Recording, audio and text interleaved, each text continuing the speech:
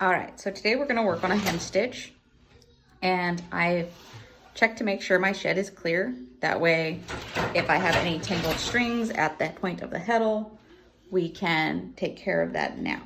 Thankfully, right now we don't. You do not need to put a stick here if you want a longer, longer tassels for any reason. That is a perfect way to do it, is by putting one there.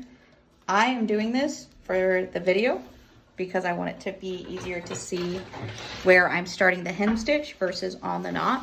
So I went ahead and locked that stick into place because you see I've changed sheds. So I'm pushing it down. Whenever I'm doing a hem stitch, I want 3 to 4 times the length of the project and stitch just loose fabric. I'm going to do about 3 times the project at this time. And now I've pulled it through and I can beat. You can beat with your shed open or closed. It doesn't really make a difference. I personally have a tendency to do it when it's open. It's not gonna hurt anything, so don't worry about it. You're not gonna ruin your project because you like to beat with your shed open. But like to make sure that the thread here is pulling in nicely, nice and even. And I'm probably gonna just do about 4 passes, not a lot, because I don't need to go super deep into this to make the hem stitch.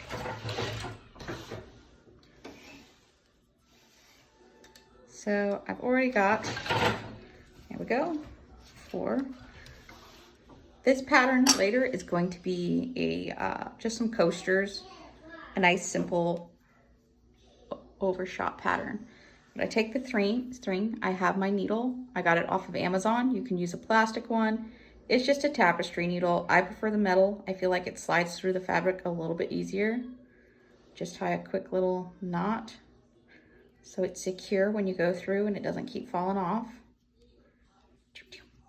And so now I'm just gonna pull out the stick because it makes it a little bit easier to see the end of that. And I'm gonna do a locking stitch over here real quick. So you'll see where I have the loop. I'm just gonna pull through on this last thread. Boop. And that go ahead and secures this. So this is why we left this long string, is because we wanted to be able to go back through. So I'm going to pick up, I'm gonna go ahead and leave this flat. I'm gonna pick up 4 strings. So this is a 10-2 or a 8-2 cotton. A nice way to count my strings. I know I have 2 in each reed. I can actually go up to the reed, slide down, and see that that's 4, but I'm actually gonna do it down here. I'm gonna go 2, 4, because I want 4 strings. And then I'm gonna come in up in the second row of what I beat, because I beat 4 rows. So I'm gonna come in halfway through. I'm gonna pull up and through, and then I'm gonna go back and see this string where I went through. I'm gonna go over that string. And that's gonna create a nice little knot that I just pull, and that secures it. Then I'm gonna go here again. I count 1, 2, 3, and 4. Let me get that 4th string. Yeah, push those 2 to the side. So yeah, I got 4 strings there. Now I'm gonna come up again halfway. Oops. There we go.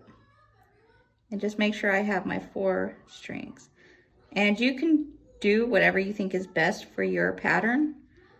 For this one, I'm doing 4 over, 2 under. You can choose something else. You may choose 2 over, 1 over, 1 under, or you might even choose to go 4 under and, you know, do 3 strings or 6 strings. But I say just think about the fabric that you're using and the amount of tassels you want. So that is something to consider, because if you do too many, your tassels could look super bulky. Oh, I got one extra string. There we go. Just pop it off. And if you do too few, or if you do too few strings, you'll have too many tassels. And if you do too many strings in one batch, you'll have too few tassels. So I just say kind of keep that in mind when you're planning your project.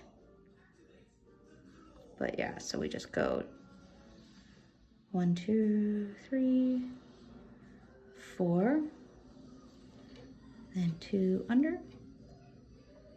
And we're gonna keep doing that the whole way.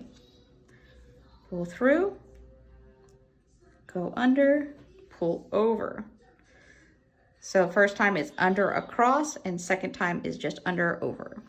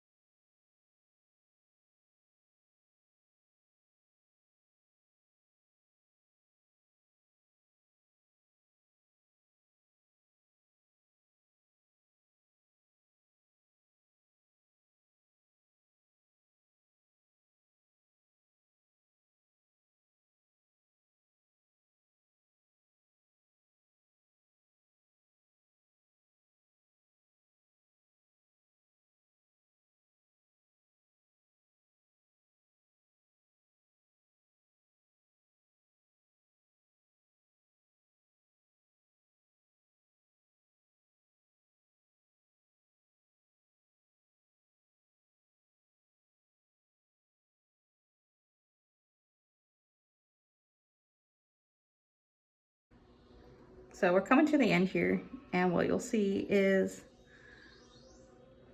that this is actually a very secure stitch. You will be able to throw this in the washer, dryer, it will be fine. And your project will not move. When you cut it off Loom, this is it, that's it, it's stuck. It's a very, very secure stitch. You can finish basically any project you want with this. You can also use it as a design feature in the project. Say if I wanted to do a section about like that big, and then go ahead and do a second hem stitch, come up over it and start doing another project and do a hem stitch to keep a gap, you can do that. And that is a design choice. You don't have to, it is completely up to you, but you do have that availability. So not only does it add this beautiful touch to the fabric of the way the pattern actually moves.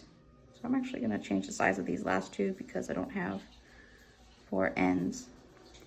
That's fine.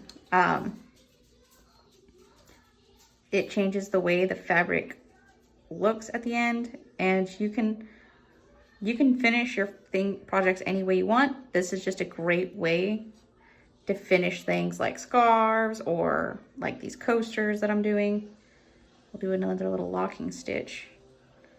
And I'll take this little bit of fabric and I will actually weave it back in to places I've already put